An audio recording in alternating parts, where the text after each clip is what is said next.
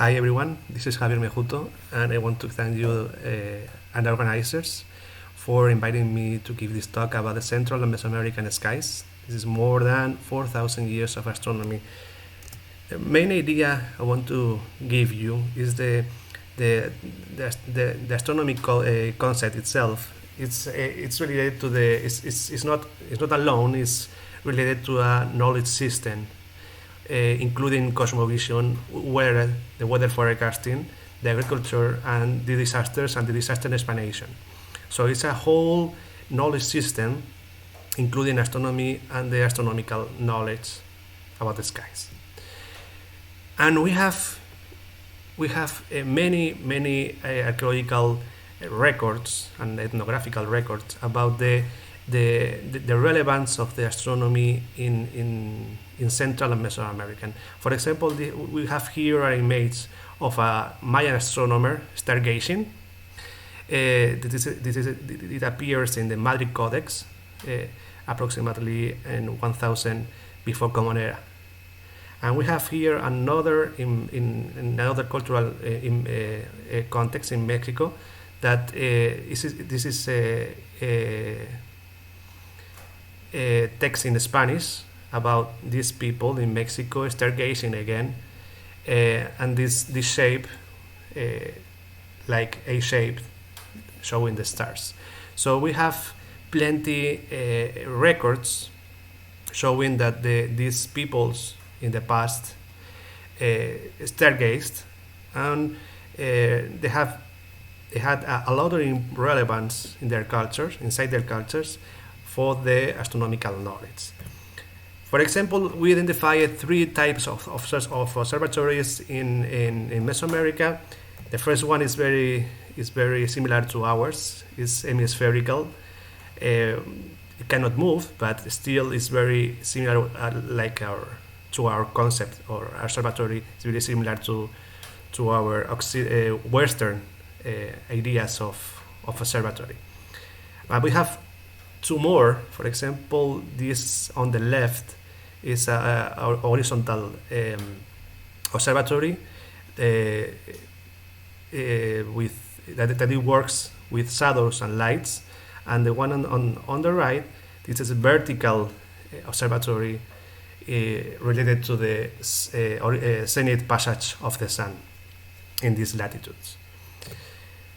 And we have, as I said before, many representations of the sun. For example, this Kinishahau, the sun god for the Maya in Cujunlich in Mexico, or this one in Mayapan, also for the Maya, representing the sun disk, and probably the sun spots in this painting. Also, the moon appears profusely. For example, in this image representing the celestial bench in Copan Ruinas in Honduras, representing the moon goddess.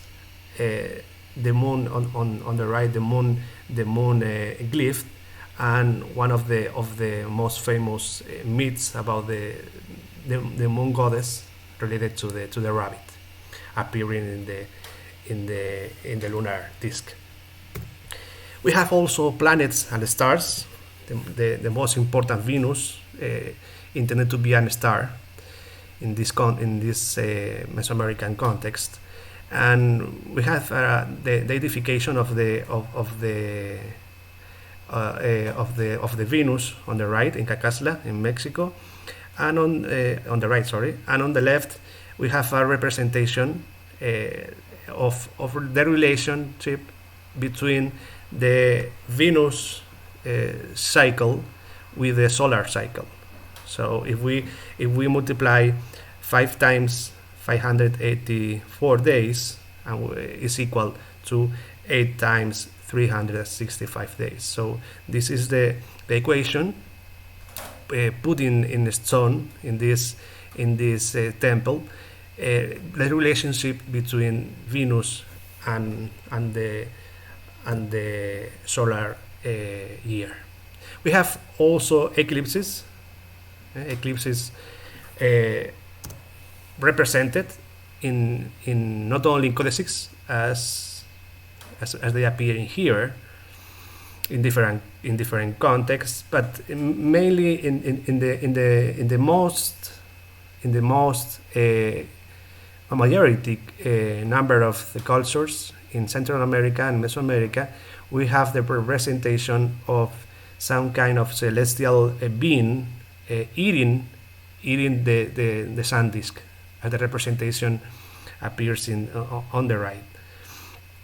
This is a zoom or a drawing about this image that appear in the Dresden Codex. This is astronomical related text, Mayan text, and especially these eclipses tables that is very typical from the astronomical, or very famous for the astronomical knowledge from the Maya in this period. But not only the Maya, we have in here a representation of an eclipse, not only an eclipse, but a comet seen in 1531 during a total eclipse in Mexico. So this is a very, very interesting image, as we can identify very, very clearly indigenous representation of an eclipse, a comet with the stars, and also on the top of the image,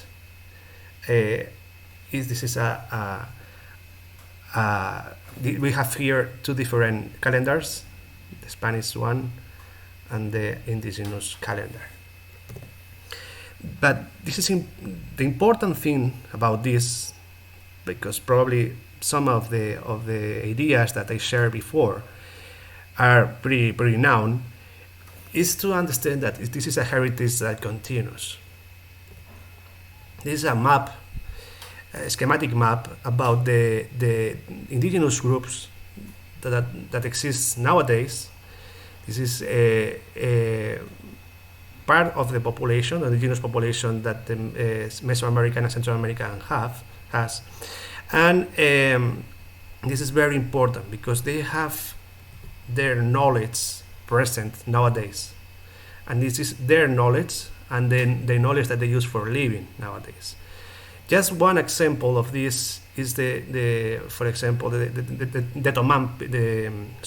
Tolupan people in Honduras, that have an incredible astronomical rooted knowledge in their culture. For example, related to the stars, that they believe that they are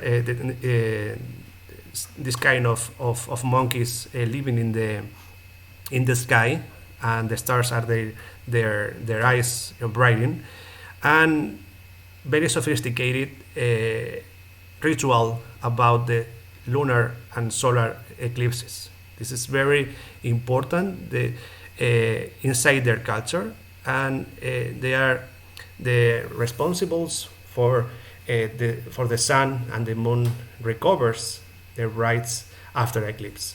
So it's inside their cultures nowadays. It's not from the past, it's from the present, and this is important to understand this when we teach astronomy or cultural astronomy or indigenous knowledge on indigenous astronomy. So we know that a archaeological record of the Meso and Central American peoples allows us to recognize a methodical and continuous knowledge of the celestial space for over 4,000 years. Beyond this, indigenous people have an enormous knowledge about the sky, and they are the custodians of that knowledge. And it appears in the most varied cultural expressions in every culture. This valuable astronomical knowledge brought to the classroom not only allows us to expand our knowledge of the universe and astronomical knowledge, but also the knowledge about the human being. But also allow us to educate in a transversal way, using ancestral astronomical knowledge to deconstruct ethnocentric discourses. These discourses support epistemological hegemonies, bringing the student closer to an explanation of the complex reality that our world lives nowadays. Beyond this, indigenous people have their knowledge not only in Central America and Mesoamerica, is obviated in the schools in favor to other knowledge system, especially Western knowledge system.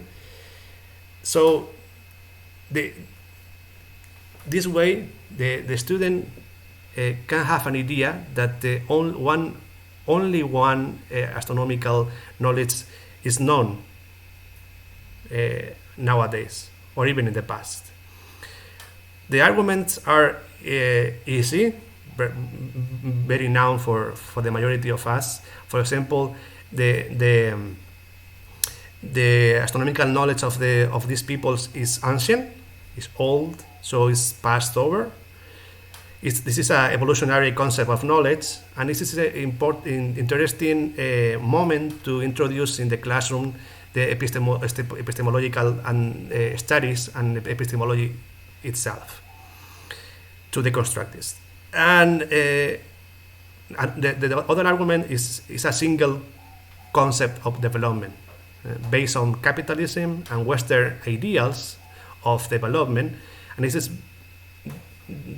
is very weird because we have many other concepts of development. Many of them, most of them, they don't destruct the earth in the process for many years, thousands of years, or tens of thousands of years in the case of cultures in Oceania and Australia. So we have to teach this other knowledge system in the same epistemological level. This is very important because showing this knowledge is being used in the present by many cultures, again in the present, not in the past. It's given an idea that is not only something from the museums. It's from living people. It's a living knowledge used for other cultures, and exactly the same way as we use our knowledge system. And this is missing from the curricula in every level, not only in the first or secondary level, but also in the universities. Here, never mind when I find these two examples. This is regular in every subject in university. For example, here we have a curriculum for a history of astronomy subject. For example, we can see here early astronomy, timekeeping, navigation, calendars, and then Ptolemy and Copernicus, Kepler, Newton, and so on until now, right? And on the right, we have here a astronomical timeline starting from ancient astronomy, Aristotle 384 BC. And that's terrible because in this way we are showing a very wrong idea of astronomy and astronomical history, because there were thousands of years of knowledge for other cultures around the world before the Greeks. So we are losing a huge amount of knowledge and understanding of our humankind. So we have to teach astronomy as a science. It's a cultural product, and as a cultural product, every culture has its version of astronomical knowledge, and the same level. It's not a competition. It's just the human pursuit of knowledge. We have to appreciate epistemological diversity. It's not a problem. It's something we have to value. As we have different and complex problems to solve, so we have a diversity of explanations and solutions when we have different indigenous knowledge or knowledge system. With values, we cannot only see upwards. We live in a world with people seeing upwards many times as stargazing or astronomers, indigenous astronomers, as represents on the right. But also we make astronomy for the humanity, and this is something we cannot lose seeing.